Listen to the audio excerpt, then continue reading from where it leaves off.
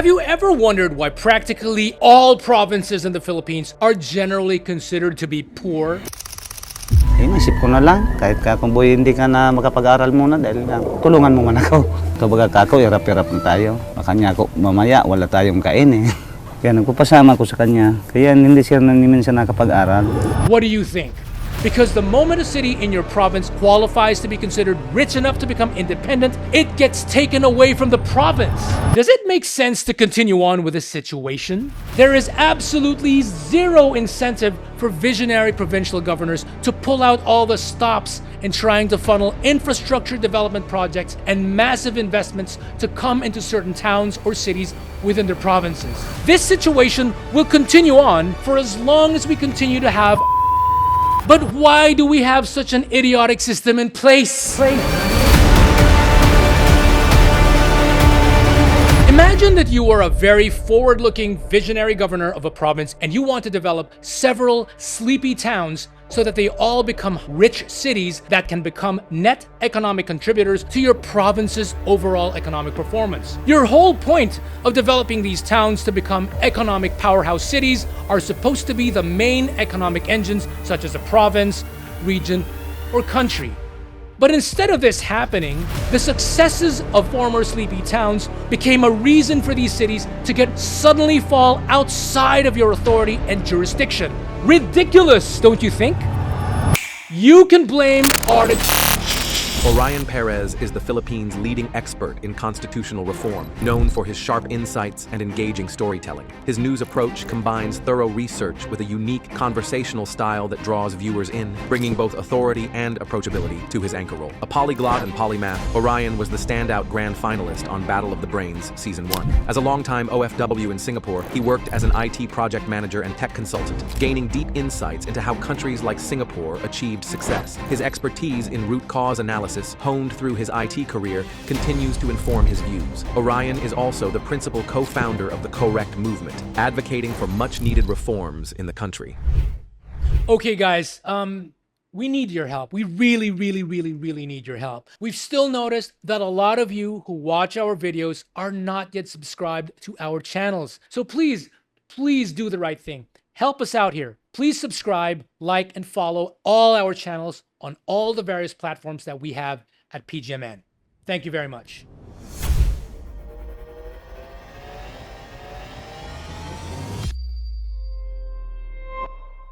Have you ever wondered why practically all provinces in the Philippines are generally considered to be poor? Imagine that you are a very forward-looking, visionary governor of a province in the Philippines and you want to develop several sleepy towns so that they all become highly urbanized, rich cities that can become net economic contributors to your province's overall economic performance. So you do what you can to attract investors into, say, 3 different towns within your province, which you think have the potential to become economic powerhouses. You then succeed in getting these towns to develop as more and more companies come over and set up operations, create jobs, and further increase overall economic activity. Because you are a good governor, you keep getting reelected. And when you are term limited on your 3rd consecutive term as governor, your good performance means that you are able to get someone else in your family to take over your role as governor for a single term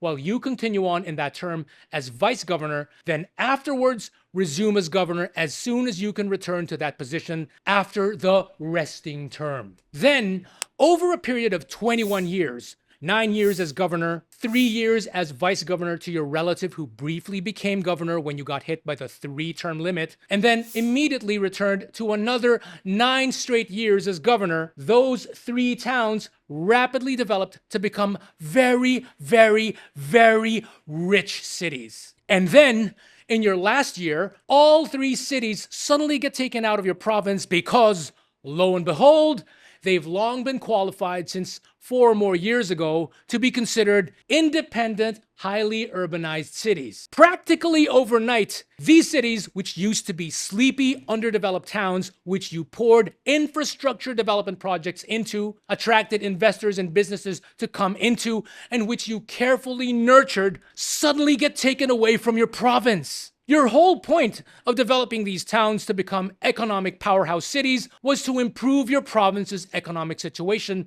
because you realized that urbanized and industrialized cities are supposed to be the main economic engines of any area, such as a province, region, or country.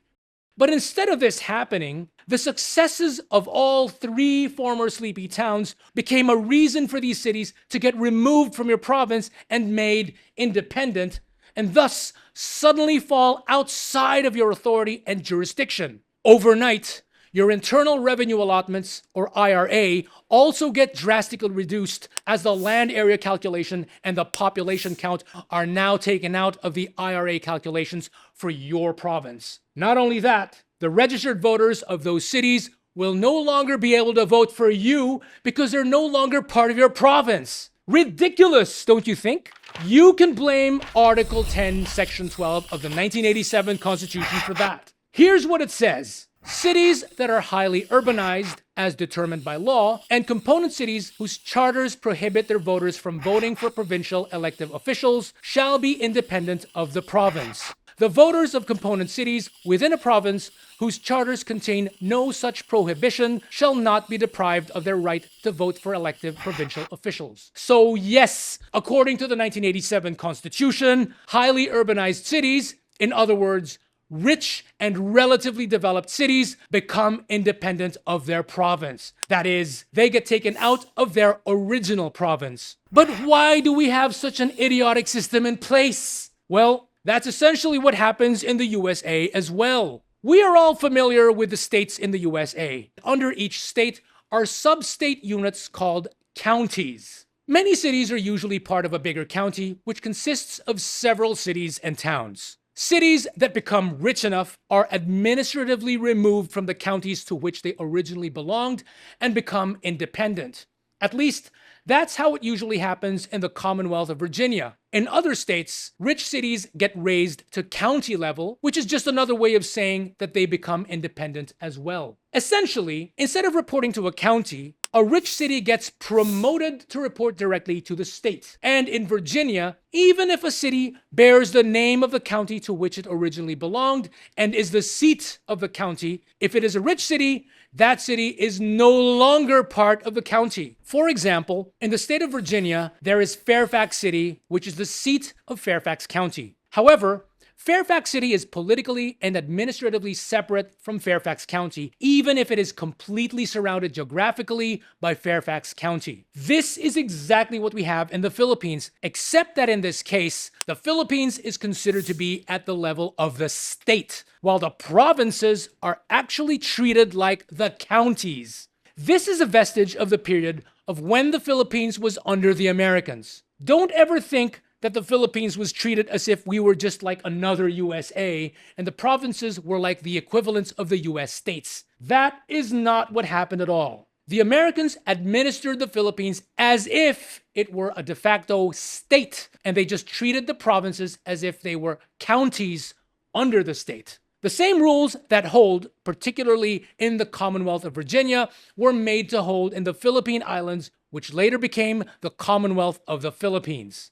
The situation continued on even after independence, and we became the Republic of the Philippines, and this even got enshrined in the 1987 Constitution, particularly in Article 10, Section 12. Do you know why Pasig has an area called Capitolio and why there is a commercial area referred to today as Capitol Commons? That's because the old Capitol building of the province of Rizal used to be in that area, as Pasig used to be the provincial seat of the province of Rizal. Eventually, Pasig hosted a lot of industrial companies and factories and became a highly urbanized city.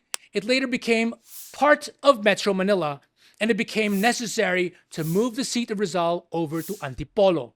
That said, in almost every province, the richest city within the geographical boundaries of that province happens to be independent of the province, even if it hosts the provincial capital. Cebu City, for example, despite being the seat of Cebu Province, is independent of Cebu Province. The registered voters of Cebu City cannot vote for Cebu's governor, vice governor, and provincial board. The same goes for Lapu-Lapu City, where the Mactan Cebu International Airport, the Shangri-La in Cebu, and several other nice resorts are found, as it is also an independent, highly urbanized city. Similarly, Iloilo City is also independent of Iloilo Province, and its people cannot vote for the provincial officials of Iloilo Province despite being its seat because it is a highly urbanized city. Dagupan, being the richest city in Pangasinan, is independent of it.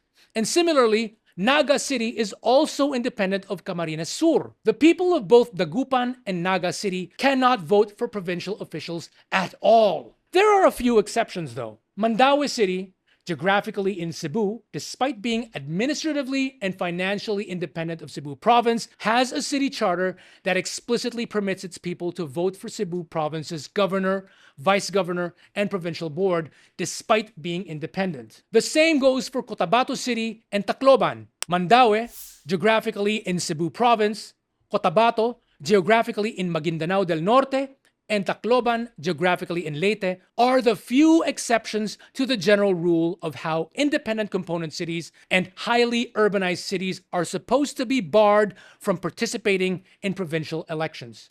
Now, tell me, what do you think? Does it make sense to continue on with this situation? Is it any wonder at all that a lot of pundits state that all provinces in the Philippines are unable to support and sustain themselves economically and must rely on internal revenue allotments coming from the national government? Why be surprised with this when, once again, the general rule is that every time a city within a province becomes rich enough, that rich enough city is removed from the province and made independent so that the money it produces can no longer help out the province to which it originally belonged. This situation will continue on for as long as we continue to have Article 10, Section 12 in the Constitution. Thanks to this totally idiotic algorithm in place, there is absolutely zero incentive for visionary provincial governors to pull out all the stops in trying to funnel infrastructure development projects and massive investments to come into certain towns or cities within their provinces. You might even say that a major disincentive exists because the moment a city in your province qualifies to be considered rich enough to become independent, it gets taken away from the province. So what to do? If anything, provincial governors can at best just develop the towns and cities within the provinces to be moderately developed enough to keep the province's economic situation okay, while not making them too rich that they end up getting removed from the province. With all this, do you really think that the 1987 Constitution and the overall operating system we have in the Philippines could be said to be well-designed? You tell me. My name is Orion Perez Dumdum, and this is PGMN.